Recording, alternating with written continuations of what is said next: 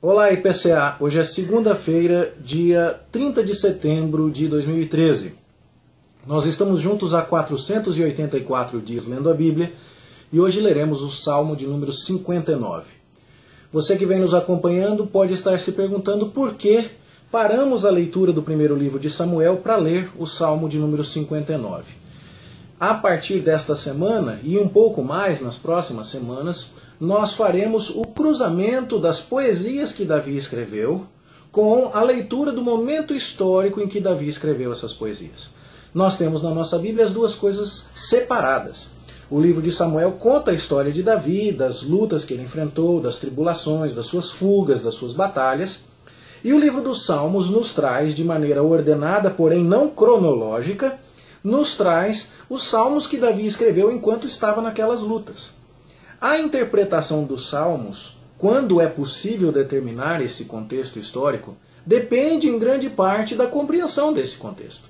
E então, uma vez que nós já estamos analisando o contexto histórico, nós vamos parar, salmo a salmo, pegamos o salmo e inserimos no momento histórico em que Davi vivia e depois prosseguimos a leitura da história. Você que tem acompanhado o estudo do primeiro livro de Samuel sabe que a essas alturas Davi já foi ungido o novo rei israelita. Saul já foi rejeitado. O profeta não está mais ao lado de Saul. Deus, acima de tudo, não está mais ao lado de Saul.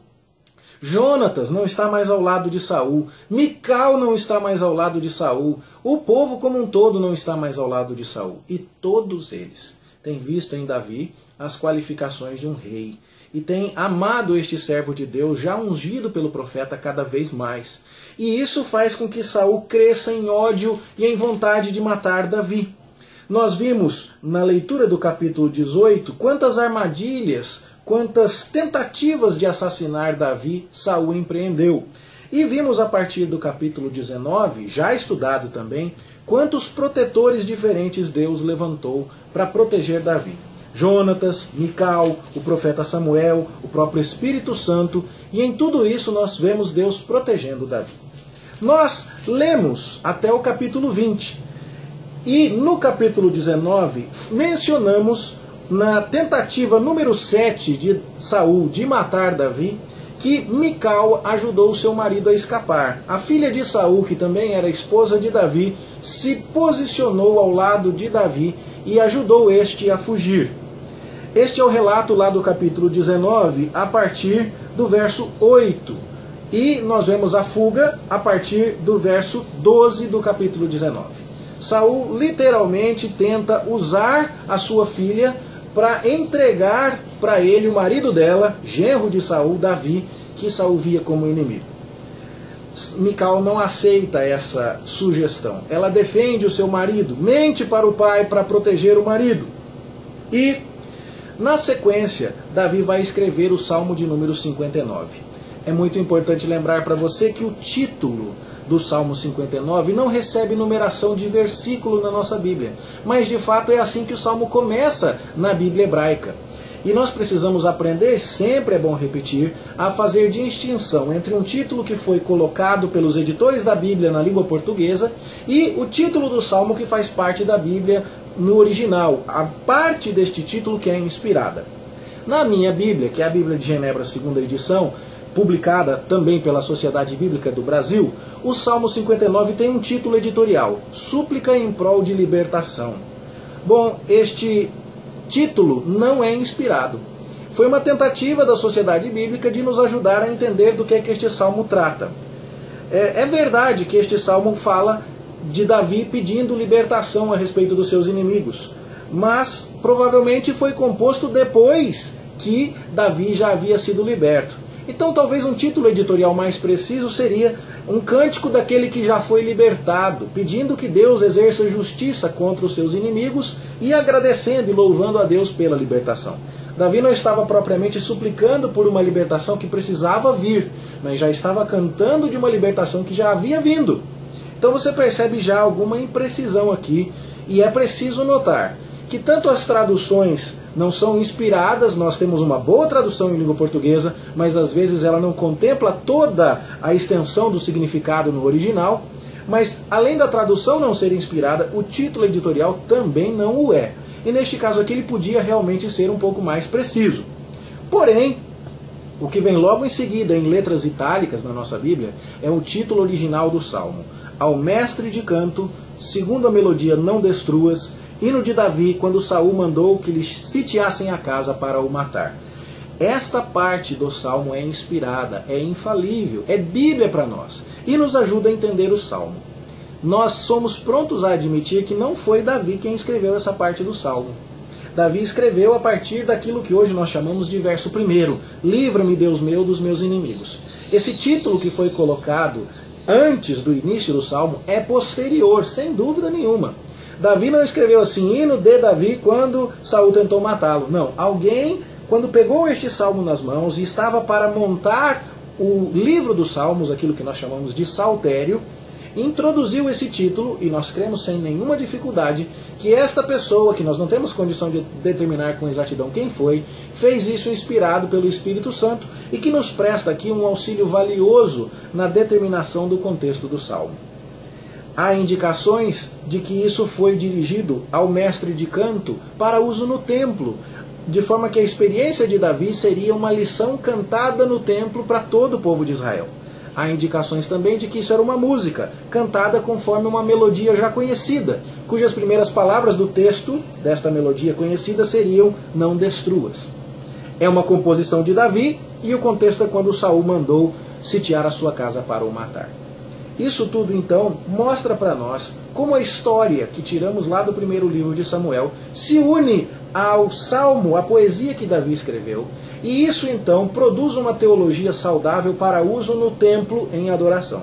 É por isso que o nosso boletim desta semana fala a respeito do livro de Samuel e dos Salmos, cruzando as duas coisas, e ele termina com uma frase que me impacta muito, que quando teologia e história se cruzam na Bíblia, o que acontece é adoração. Essa é a mensagem do texto da maratona. Também temos um texto pastoral aqui na abertura do boletim que diz: Deus tem um livro de oração, você usa.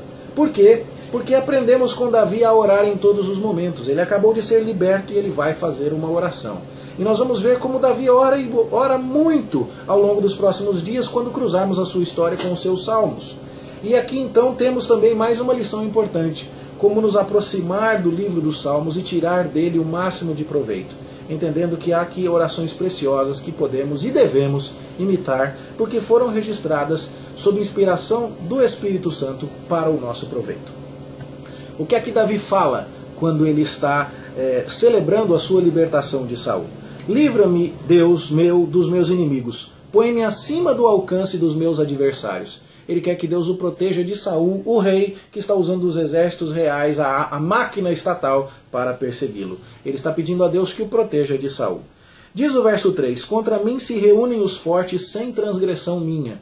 O que é que Davi tinha feito para despertar a ira de Saul? Nada. Em que Davi tinha sido desleal a Saul? Em nada. No entanto, por inveja, Saul quer matá-lo.